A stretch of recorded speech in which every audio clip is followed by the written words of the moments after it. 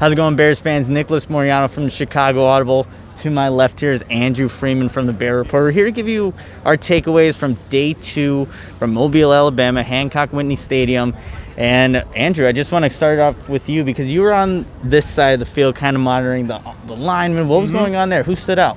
Yeah, well, I think the biggest takeaway from today is that the small school lineman that we saw here really came to play today. Quinn Miners, Division III guy from University of Wisconsin-Whitewater. He's gotten a lot of work at center and guard this week. Had a little bit of growing pains, to say the least, yesterday, but today he was fantastic today. He had a great rep against Patrick Jones in one-on-one drills where Patrick Jones tried to do a little power move on him, and he just picked him off his feet and just drove him to the ground. It was a really fun play to watch, and he was doing that consistently today. Really good anchor. A lot of stuff to like about his game. Another guy to keep an eye on is Robert Jones. I believe out of Middle Tennessee, is where he goes to. Plays guard.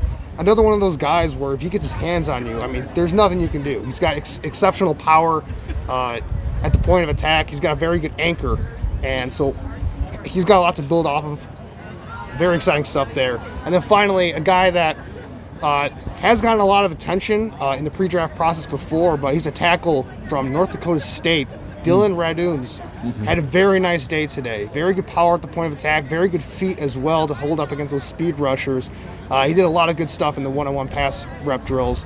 Lots to look forward to. Who stood out for you today on more of the 7-on-7 wide receivers, cornerbacks, some of those guys over there? Yeah, absolutely. So a guy that has been continuing to impress is Tylan Wallace from Oklahoma State. That there isn't anybody right now, Andrew, that can guard him, whether it's in press coverage, and even guys like Thomas Graham Jr. from Oregon, who had a pretty good day today or yesterday, still continued today.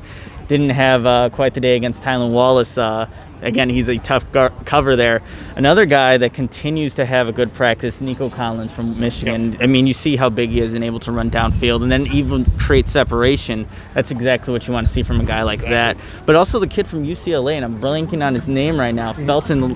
Demetric Felton, looking really good in routes, being able to, one, just create separation right in press coverage, and then to separate from the defender to get, obviously, a nice throwing window for quarterbacks. But I think we're seeing a lot of the same guys from yesterday continuing to have good days, which is encouraging, but also just hearing some of these lower school, offensive linemen and linemen like that are also continuing to have good days here. But we're here, Andrew, for another practice tomorrow. So continue to follow the Bear Report. Andrew Freeman, myself, Nicholas Moreano at the Chicago Audible for all your updates from the 2021 Reese Senior Bowl.